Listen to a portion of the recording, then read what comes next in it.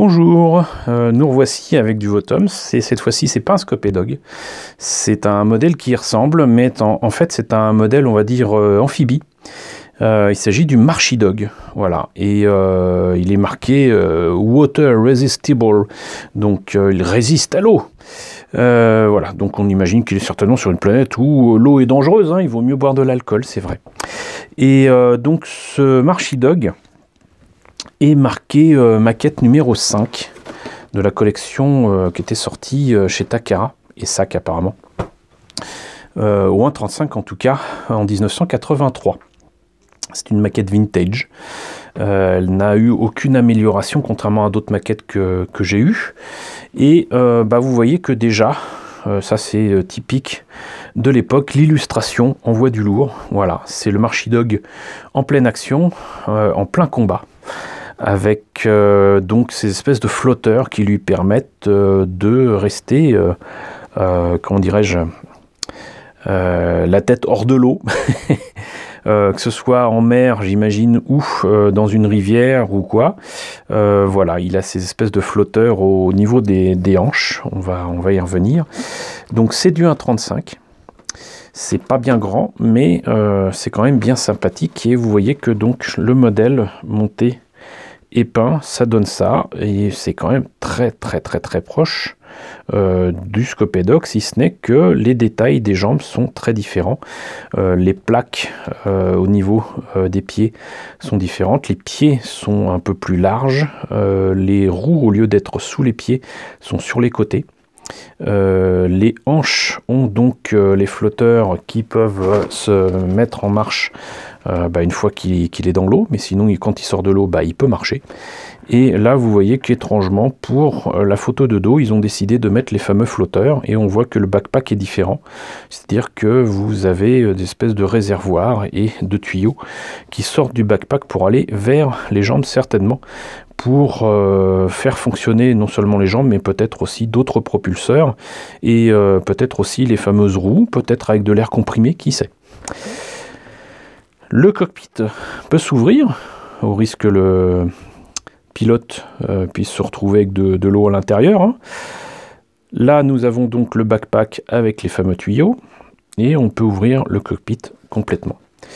Voilà, donc, écoutez, on a fait le tour de la boîte. Malheureusement, je ne vois pas, si, je vois le nom de celui qui a signé cette image, et c'est Rokuro Shiratori. Rokuro Shiratori, bravo à lui, c'est juste absolument magnifique. Un jour, j'espère retrouver les artbooks que j'ai avec ces hardcovers, comme on les appelle, et vous les présenter dans une vidéo. On va voir maintenant ce que ça donne à l'intérieur de la boîte. Alors, nous avons une fois de plus de la pub en couleur et une notice en noir et blanc. Ça commence exactement comme les précédents Scopedog que je vous ai présentés. Donc le cockpit avec le pilote dans le cockpit et le pilote à l'extérieur debout sur ses pattes, qu'on lui a coupé ici. La tête, le bassin, les jambes qui donc pour le coup, je le répète, sont très différentes du Scopedog. C'est ce qui fait toute la différence entre le Scopedog et le Marchidog. Voilà, vous voyez que c'est plus large. On met donc le cockpit, le haut du mecha, sur le bassin et les jambes. Justement, là, vous avez des pièces un peu différentes pour les hanches. Vous pouvez y placer donc les flotteurs s'ils sont en activité. Là, on a toujours le même problème pour les épaules, à savoir des pièces à coller et à jointer, ça se dit ça? Je sais pas. En tout cas, bon, mettre les pièces et ensuite les poncer, en tout cas pour les épaules. Les avant-bras, les mains qui ressemblent toujours à rien, sauf quand elles sont ouvertes. Et là, une arme un petit peu plus différente que celle habituelle, c'est-à-dire que ça m'a l'air d'être à courte portée, mais le chargeur reste le même, donc certainement avec les mêmes munitions. Le backpack est très différent, donc visiblement des réservoirs, peut-être d'air comprimé, avec donc les tuyaux qui vont bien, qui se mettent sur les jambes. Et ensuite, comment placer les décalcomanies. Pour la publicité, là nous avons encore une fois un design de Kunio Okawara, qui est donc le méca designer de Votoms, qui était aussi le méca designer des débuts de Gundam. Et là on voit quand même un design un peu différent, surtout des couleurs différentes. Et on voit que donc les jambes sont quand même très différentes du Scopé-Dog. Cette couleur là est sympathique, mais bon, on va dire du gris foncé avec de la couleur sable pour un méca qui est fait pour aller dans l'eau, non.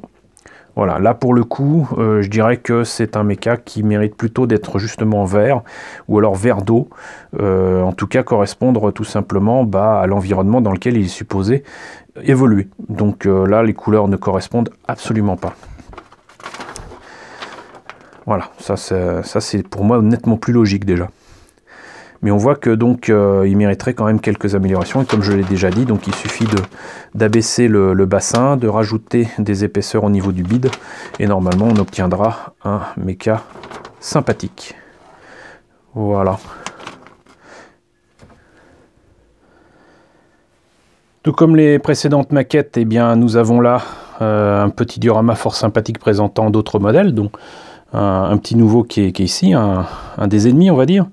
Et donc effectivement il présente New Kit. Donc alors celui-là je me rappelle plus de son nom, pourtant je l'ai au 1.24 et je vous l'ai présenté en vinyle. Il me semble que c'est le Diving Beetle, je crois. Ici je l'ai aussi présenté, mais je n'ai plus la moindre idée de son nom. Et là pareil, normalement je vous l'ai présenté aussi, et là je ne l'ai pas en tête. Voilà, c'est super de ma part de ne plus me rappeler, mais je pense que je profiterai du montage vidéo pour mettre les noms. Voilà, donc écoutez, on a fait le tour des documents. Ici nous avons une planche de décalcomanie quand même franchement fournie, et pour ceux qui se demanderaient, en fait tout ça n'est pas à utiliser, puisqu'en fait c'est tout simplement l'alphabet et même les chiffres. D'ailleurs si je mettais dans l'ordre ça serait bien, c'est tout simplement les numéros, les chiffres de l'univers de Votoms, qui a un alphabet qui a un peu évolué par rapport au nôtre, quoi. Voilà, c'est clairement des humains, mais ils sont pas sur Terre. Là vous voyez quand même que les pièces, mine de rien, je les ai pas présentées de près, mais il y a des détails, hein. C'est pas du n'importe quoi, c'est juste dommage que ces détails là, ils sont là, mais ils sont cachés par le backpack. Donc je dis pas que ça n'a pas d'intérêt, c'est juste que ils sont pas visibles au final. Donc ça de toute façon c'est identique à ce qu'on connaît du Scopé-Dog. Là nous avons donc les fameuses pièces pour les bras. L'arme est par contre franchement différente. Et ici malheureusement c'est de l'autre côté. Je vais vous ouvrir le sachet. Je devrais pas faire ça parce que c'est le meilleur moyen de perdre des pièces, mais donc voilà. Et ici nous avons, d'ailleurs oui, il y a une pièce manquante, et il s'agit donc du pilote, mais là vous avez donc les pièces, les plaques de protection des pieds, ici, qui sont pas hexagonales mais presque carrées. Et là vous avez donc Kiriko Cuvier, parce que c'est toujours Kiriko Cuvier, debout au 1.35, il lui manque les bras. Hop. Et donc ça c'est la grappe qui fait toute la différence, donc avec les jambes, les pieds très différents entre le Marchidog et le Scopé-Dog, avec les flotteurs, voilà, qui ressemblent à des grosses cacahuètes. Étrangement je trouve que les cuisses sont plus petites que sur le Scopé-Dog, mais peut-être que je me trompe. Voilà, donc je vais remettre ça dans le sachet. Ça vous avez échappé à une partie du bruit.